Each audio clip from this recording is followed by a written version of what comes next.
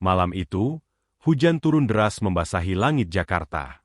Di balik megahnya gedung-gedung tinggi, tersimpan rahasia busuk yang siap meledak kapan saja.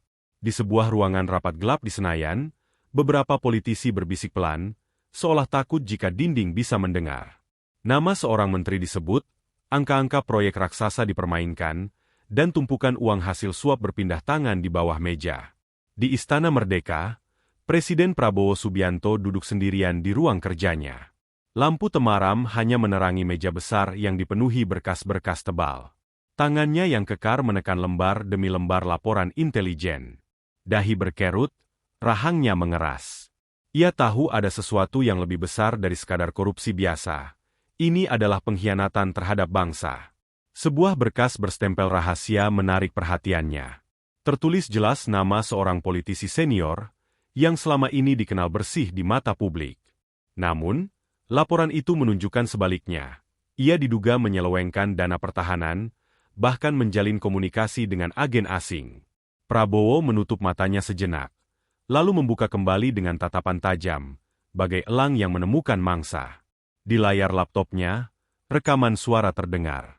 Politisi itu berbicara dengan seseorang dalam bahasa asing, membicarakan jalur masuk peralatan militer yang cacat mutu dengan harga fantastis. Prabowo mengepalkan tinjunya. Orang ini bukan hanya maling, tapi pengkhianat bangsa, gumamnya dengan suara rendah penuh amarah. Di luar ruangan, ajudan Prabowo menunggu dengan cemas. Mereka tahu, jika wajah sang presiden berubah dingin seperti itu, berarti ada badai yang sebentar lagi meledak. Satu keputusan dari beliau bisa mengubah arah sejarah, bahkan mengguncang Senayan. Prabowo bangkit dari kursinya. Tubuhnya tegap. Meski usianya tak lagi muda, aura militernya masih begitu kuat. Ia berjalan ke jendela besar, menatap derasnya hujan yang menghantam kaca. Jakarta seakan ikut menangis, merasakan beban yang tengah dipikul pemimpinnya. Ingatannya melayang pada sumpah yang pernah ia ucapkan, menjaga kedaulatan bangsa sampai titik darah penghabisan. Dan malam itu, sumpah itu kembali bergema dalam hatinya. Tidak peduli siapapun orangnya, bahkan jika itu sahabat lama atau kolega politik, bila sudah mengkhianati negeri, maka ia harus disingkirkan. Prabowo kembali ke meja kerjanya, menyalakan telepon merah di sudut meja. Tangannya menggantung di atas gagang telepon itu. Matanya menyala penuh determinasi. Ia tahu, sekali ia angkat dan memberi perintah, tidak akan ada jalan kembali. Malam itu, aroma busuk Senayan akhirnya tercium jelas, dan sebentar lagi, akan ada yang jatuh. Hening malam di istana mendadak pecah oleh suara ketukan pintu. Seorang ajudan masuk terburu-buru, wajahnya pucat, napasnya berat. Di tangannya, sebuah map hitam berstempel rahasia tertulis jelas. Prabowo menoleh perlahan, menatap tajam sang ajudan yang segera meletakkan map itu di meja tanpa berkata banyak. Aura tegang langsung memenuhi ruangan. Prabowo membuka map tersebut. Lembar demi lembar laporan intelijen dipaparkan di hadapannya. Nama politisi busuk itu kembali muncul, namun kali ini lebih mengerikan. Tertulis jelas adanya aliran dana dari perusahaan luar negeri yang diduga berafiliasi dengan jaringan intel asing. Dana itu digunakan untuk menyabotase proyek strategis pertahanan nasional. Di dalam laporan juga tercantum sebuah transkrip komunikasi. Politisi itu berbicara lewat jalur terenkripsi dengan agen luar. Kata-katanya menusuk hati, seolah-olah ia sudah menjual kedaulatan bangsa. Indonesia tidak akan pernah bisa berdiri kuat selama saya ada di dalamnya. Begitu potongan kalimat yang tercatat. Prabowo mengepalkan tangan hingga buku-bukunya memutih. Suara derit kursi bergema ketika Prabowo berdiri dengan marah. Ia berjalan mondar-mandir, seperti seekor singa yang dikurung dalam kandang besi. Dadanya bergejolak antara amarah dan kekecewaan. Bagaimana mungkin seorang pejabat yang disumpah untuk melayani rakyat, justru berkhianat dengan menjual rahasia negara? Telepon di meja tiba-tiba berdering, membuat suasana semakin mencekam. Layar menunjukkan kode komunikasi khusus dari Kepala BIN. Dengan suara berat, Prabowo mengangkat gagang. Dari seberang, terdengar laporan yang menegaskan semua bukti, rekaman video, aliran dana, hingga keterlibatan kelompok asing yang ingin melemahkan TNI. Pak Presiden, jika orang ini tidak segera diamankan, Saya khawatir besok kita sudah kehilangan lebih banyak rahasia. Suara kepala bin bergetar, seakan menahan ledakan bom waktu. Prabowo terdiam, rahangnya mengeras, matanya menatap tajam ke arah kaca jendela yang kini dipenuhi air hujan. Dalam hati, ia tahu, waktunya hampir habis. Hujan di luar semakin deras, petir sesekali menyambar langit malam. Prabowo memejamkan mata sejenak, mencoba menenangkan diri. Namun bayangan pengkhianatan itu terus memburu. Ia mengingat wajah prajurit-prajurit muda yang gugur di medan tugas, berjuang menjaga kedaulatan. Sementara seorang politisi busuk justru merobek bangsa ini dari dalam. Ketika ia kembali membuka mata, tatapannya berubah dingin, penuh keputusan. Malam ini tidak boleh ada kelengahan. Ia meraih telepon merah yang sejak tadi menunggu di sudut meja. Suaranya bergetar namun tegas. Saatnya kita bertindak. Aroma badai kian nyata, dan malam itu Indonesia bersiap menyaksikan langkah besar dari presidennya. Langkah kaki Prabowo bergema di lantai marmer ruang kerjanya. Malam semakin larut, hujan masih menari di luar jendela. Semua orang di istana sudah beristirahat, namun ruang kerja presiden tetap hidup dalam ketegangan. Lampu meja yang temaram menerangi wajahnya yang penuh gurat amarah dan tekad. Malam itu, Jakarta seakan ikut menahan napas.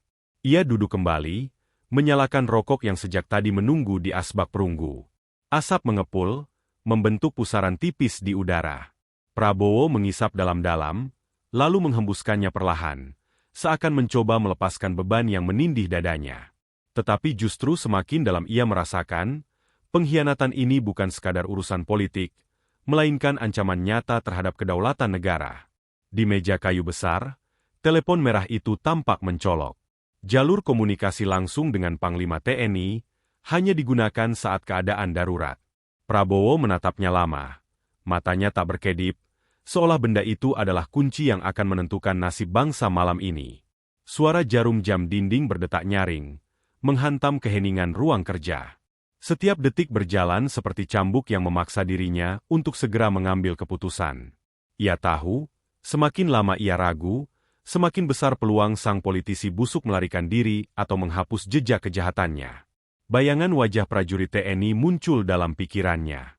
Mereka yang berbaris gagah, rela mempertaruhkan nyawa demi merah putih.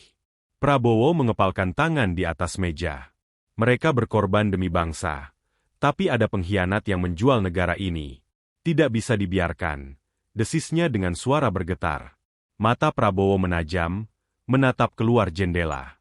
Di kejauhan, kilat menyambar langit Jakarta, seolah menyetujui badai yang akan segera pecah. Tangannya perlahan bergerak, meraih gagang telepon merah itu. Hatinya berdetak keras, namun tekadnya sudah bulat. Telepon merah kini berada di genggamannya. Prabowo menarik napas panjang, lalu meletakkan rokoknya di asbak. Suaranya bergetar pelan, sebelum akhirnya menjadi tegas. Tidak ada waktu lagi. Malam ini, sejarah harus bergerak. Dan di tengah kesunyian malam itu, sebuah panggilan penting sebentar lagi akan mengguncang jantung kekuasaan di negeri ini. Prabowo siap menurunkan badai, dan tidak ada yang bisa menghentikannya. Suasana ruang kerja Istana Merdeka seketika berubah mencekam saat gagang telepon merah itu diangkat. Suara statis singkat terdengar sebelum akhirnya sambungan tersambung. Dari seberang, suara berat Panglima TNI menjawab, penuh kewaspadaan. Siap, Pak Presiden. Perintah apa yang harus saya jalankan malam ini? Prabowo terdiam sejenak, menarik napas panjang, lalu berkata dengan suara tegas bagai gemuruh petir di langit. Tangkap. Malam ini juga. Jangan tunggu esok pagi. Pengkhianat itu tidak boleh diberi kesempatan melarikan diri atau menghapus jejak. Laksanakan operasi senyap. Jangan ada kebocoran. Di seberang, Panglima terdiam sepersekian detik, lalu menjawab lantang. Siap, Jenderal. Pasukan khusus akan bergerak sekarang juga. Suara Panglima terdengar penuh hormat, seakan menyadari betapa gentingnya perintah ini. Ia tahu, begitu operasi ini berjalan, peta politik Indonesia akan terguncang. Prabowo menunduk, kedua tangannya mencengkeram erat meja kayu. Negara ini tidak boleh kalah oleh pengkhianat. Kita sudah terlalu lama membiarkan tikus-tikus politik merajalela. Malam ini, mereka akan tahu. Indonesia punya presiden yang tidak segan bertindak. Nada suaranya dingin, penuh determinasi. Di seberang, Panglima menjawab, akan segera saya turunkan unit terbaik, Pak Presiden. Target akan diamankan hidup-hidup untuk diperiksa lebih lanjut. Prabowo menatap kosong ke arah jendela. Matanya menyalakan bara amarah. Bukan hanya diamankan, ujarnya dengan nada rendah, tapi pastikan pesan ini jelas. Siapapun yang berkhianat pada negeri, tidak ada tempat untuk mereka bersembunyi. Sesaat, ruangan hening. Hanya terdengar suara hujan dan deru petir yang menyambar langit malam. Telepon merah itu kini bukan sekadar alat komunikasi, melainkan palu keputusan yang bisa mengguncang fondasi kekuasaan di Senayan. Prabowo meletakkan gagang telepon dengan perlahan. Tangannya masih gemetar, bukan karena ragu, melainkan karena adrenalin yang menggelegah. Di dadanya, ia tahu keputusan ini akan membuka medan pertempuran baru, bukan di hutan atau perbatasan, melainkan di jantung politik negeri sendiri. Malam itu, Istana Merdeka bukan lagi sekadar pusat pemerintahan. Ia berubah menjadi pusat badai, tempat seorang presiden mengambil keputusan yang akan menentukan nasib bangsa. Perintah sudah diberikan, dan roda sejarah mulai berputar. Politisi busuk itu belum tahu, tapi waktunya hampir habis. Di sebuah markas militer yang tersembunyi di pinggiran Jakarta, alarm darurat berbunyi singkat. Para prajurit elit segera bersiap, wajah mereka dingin tanpa ekspresi. Tak ada penjelasan panjang, hanya sebuah perintah singkat yang mereka terima. Bergerak malam ini, target politisi. Semua tahu, bila perintah datang langsung dari presiden melalui panglima, maka ini bukan misi biasa. Truk taktis berwarna hitam melaju senyap di jalanan basah akibat hujan. Lampu kendaraan dipadamkan, hanya sinar samar dari bulan yang menembus awan kelam. Para prajurit duduk diam di kursi belakang, memeriksa senjata masing-masing. Helm terpasang, pelat baja menempel di tubuh, dan komunikasi radio hanya berbunyi dengan kode singkat.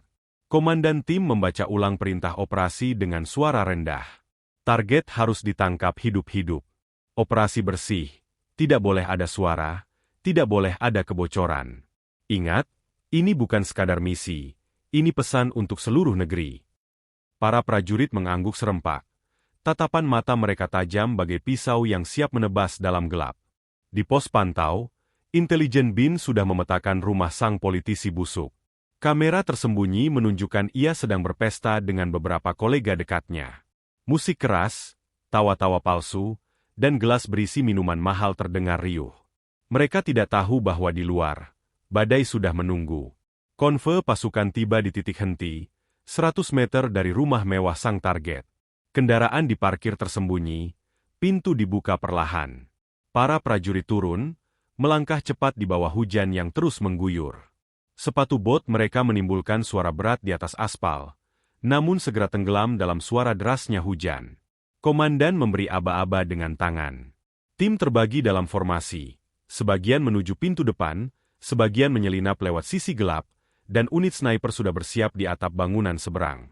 Dalam hitungan menit, rumah itu sudah terkepung rapat tanpa seorang pun di dalam yang menyadarinya. Detak jantung setiap prajurit berpacu dengan waktu. Mereka tahu, operasi senyap seperti ini tidak boleh gagal.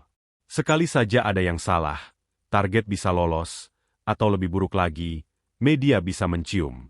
Maka, kesunyian malam menjadi medan tempur mereka, di mana setiap langkah, setiap napas, berarti hidup dan mati sebuah bangsa. Komandan mengangkat tangan, jari-jarinya menghitung mundur. 3, 2, 1. Serbuan akan dimulai, dan dalam sekejap, wajah politik Indonesia akan berubah selamanya. Pintu rumah mewah itu tiba-tiba bergetar keras ketika dihantam palu baja. Suara musik pesta di dalam mendadak terhenti. Para tamu yang tengah tertawa terkejut, gelas-gelas pecah jatuh ke lantai. Dalam hitungan detik, pintu didobrak terbuka, dan pasukan bersenjata lengkap masuk dengan gerakan cepat bagai bayangan. Lampu-lampu sorot taktis menyapu ruangan. Para politisi dan pengusaha yang ada di sana menjerit, menunduk ketakutan. Sang target, politisi busuk yang selama ini merasa tak tersentuh hukum, berdiri terpaku dengan wajah pucat. Matanya membelalak ketika melihat moncong senjata mengarah lurus ke dirinya. Diam di tempat. Jangan bergerak. teriak salah satu prajurit dengan suara lantang. Para tamu panik. Sebagian merangkak mencari perlindungan, sebagian lainnya angkat tangan tinggi-tinggi. Namun sang politisi justru mencoba meraih telepon genggamnya, mungkin berniat menghubungi seseorang. Seketika itu juga, senjata api didorong ke dahinya. Letakkan sekarang. Komandan pasukan menekan dengan suara dingin. Tangan sang politisi bergetar hebat. Teleponnya jatuh menghantam lantai, pecah berkeping-keping. Wajahnya pucat pasi, keringat dingin bercucuran, seolah baru menyadari bahwa malam ini ia tak lagi kebal hukum. Pasukan bergerak cepat, memborgol kedua tangannya ke belakang. Ia sempat berteriak, mencoba menutupi ketakutannya dengan suara lantang. Kalian tidak tahu siapa saya. Saya anggota dewan, saya dilindungi undang-undang. Namun kata-katanya tak digubris sedikit pun. Borgol baja mengunci pergelangan tangannya tanpa belas kasihan. Di pojok ruangan, beberapa tamu yang masih gemetar hanya bisa menunduk. Mereka menyaksikan bagaimana seorang tokoh yang selama ini disanjung di televisi, kini diperlakukan layaknya penjahat kelas kakap. Aura ketakutan memenuhi ruangan itu, bercampur dengan rasa malu dan kehinaan yang menempel pada wajah sang politisi. Salah satu prajurit menempelkan mikrofon kecil di telinganya, melapor ke pusat kendali. Target sudah diamankan. Situasi terkendali. Tidak ada korban. Suara komandan terdengar mantap, namun mata mereka tetap waspada, menjaga kemungkinan adanya perlawanan dari orang-orang bayaran sang politisi. Sementara itu, di luar rumah, hujan masih mengguyur deras. Sirene kendaraan taktis meraung pelan ketika sang politisi diseret keluar, kepalanya ditekan agar masuk ke dalam mobil tahanan. Malam yang awalnya penuh tawa pesta kini berubah menjadi malam kehinaan. Bagi Indonesia, sebuah babak baru saja dimulai. Di ruang kerjanya yang masih ditemani temaram lampu meja, Prabowo duduk tegak, matanya menatap jam dinding yang berdetak keras. Setiap detik seakan terasa panjang, seolah jarum jam menahan nafas menunggu kabar yang menentukan masa depan bangsa. Asap rokok terakhirnya mengepul tipis, perlahan memudar di udara yang tegang. Telepon merah itu tiba-tiba kembali berdering. Suaranya nyaring, menusuk kesunyian malam. Prabowo meraih gagang dengan cepat, sorot matanya tajam. Dari seberang, terdengar suara Panglima TNI yang mantap namun tetap penuh kehati-hatian. Laporan, Pak Presiden. Target sudah diamankan. Operasi berhasil tanpa korban. Prabowo memejamkan mata sejenak, lalu menghela napas berat. Dalam dirinya bercampur antara kelegaan dan amarah yang masih menyala. Bagus, ucapnya pelan namun tegas. Pastikan ia tidak bisa bersuara keluar, tidak bisa meloloskan diri. Kita tidak hanya menangkap orang, kita sedang menyelamatkan bangsa dari pengkhianatan. Panglima di seberang menjawab cepat. Siap, Jenderal. Saat ini target sudah dalam perjalanan menuju lokasi rahasia untuk diinterogasi. Semua bukti telah diamankan. Tidak ada satupun celah untuk dia berkelit. Suara itu terdengar seperti laporan perang. Ringkas, disiplin, penuh kepastian. Prabowo menatap jendela besar di hadapannya. Hujan mulai mereda, namun langit Jakarta masih muram. Ia tahu, badai sebenarnya baru saja dimulai.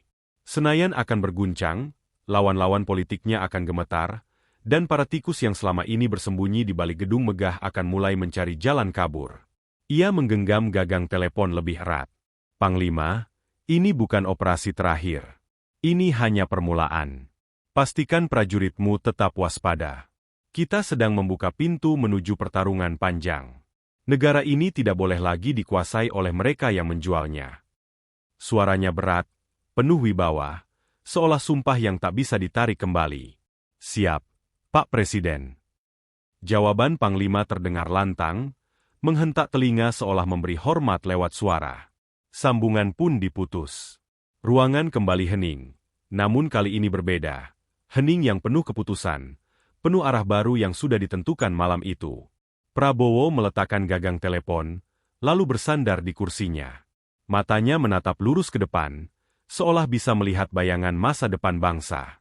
Malam itu, seorang presiden baru saja mengirim pesan ke seluruh negeri. Tidak ada lagi tempat aman bagi para pengkhianat. Dan besok pagi, Indonesia akan terbangun dalam suasana yang berbeda. Pagi menjelang dengan langit Jakarta masih kelabu, seolah ikut menyimpan rahasia besar yang terjadi semalam. Istana Merdeka dipenuhi hiruk-pikuk awak media yang sudah mencium kabar adanya operasi senyap. Kamera, mikrofon, dan mata penuh rasa ingin tahu tertuju pada satu pintu besar, ruang konferensi presiden. Tepat pukul 8 pagi, pintu itu terbuka. Prabowo Subianto melangkah keluar dengan langkah tegas. Wajahnya keras, matanya tajam, dan aura militernya memancar kuat. Seluruh ruangan hening, wartawan menahan napas, kamera menyorot setiap gerakannya. Di balik jas resminya, terlihat jelas beban tanggung jawab seorang pemimpin yang baru saja mengguncang fondasi kekuasaan politik. Ia berdiri di podium, mikrofon di depannya memantulkan gaung ruangan yang sunyi. Beberapa detik ia hanya menatap lurus ke arah kamera, seolah ingin memastikan setiap rakyat di pelosok negeri bisa merasakan tatapan matanya. Lalu ia mulai berbicara dengan suara berat namun jelas. Saudara-saudara sebangsa dan setanah air. Malam tadi, negara ini nyaris dikhianati dari dalam. Ruangan konferensi bergemuruh oleh bisikan para wartawan, namun Prabowo melanjutkan tanpa terganggu. Seorang politisi, yang selama ini berdiri di balik panggung kekuasaan, ternyata menjual rahasia bangsa kepada pihak asing. Ia telah diamankan. Dan saya tegaskan, tidak ada seorang pun, siapapun dia, yang bisa mengkhianati merah putih dan lolos dari hukum negara ini. Tangan Prabowo menggenggam podium erat. Suaranya meninggi, penuh api. Negara ini dibangun dengan darah dan air mata para pahlawan. Tidak ada tempat bagi mereka yang menjual kedaulatan demi ambisi pribadi. Rakyat harus tahu, malam tadi saya turun tangan langsung untuk memastikan bangsa ini tetap berdiri tegak. Kata-katanya menggema ke seluruh negeri, menembus layar televisi dan radio. Di desa-desa, orang-orang berhenti bekerja, menatap layar kecil mereka dengan campuran rasa bangga dan takjub. Di gedung-gedung tinggi Jakarta, para politisi lain terdiam, wajah mereka pucat. Pesan itu jelas, garis merah sudah ditarik, dan Prabowo tidak segan menindak siapa saja yang melanggarnya. Prabowo menunduk sebentar, lalu kembali menatap ke arah kamera. Dengan nada yang lebih tenang, ia menutup pidatonya. Kita harus menjaga negeri ini bersama. Tidak ada kekuatan asing, tidak ada tikus politik, yang bisa menghancurkan Indonesia jika kita bersatu. Saya, Prabowo Subianto, berdiri di depan Anda semua, bukan hanya sebagai presiden, tapi sebagai prajurit bangsa. Sorak-sorai kecil terdengar dari beberapa staf yang berdiri di belakang ruangan. Kamera terus menyorot wajah Prabowo yang keras namun berwibawa. Pagi itu, bangsa Indonesia tahu satu hal pasti, malam pengkhianatan telah berubah menjadi pagi perlawanan. Dan sejarah akan selalu mengingat, inilah hari ketika seorang presiden menegaskan bahwa negara tidak boleh kalah.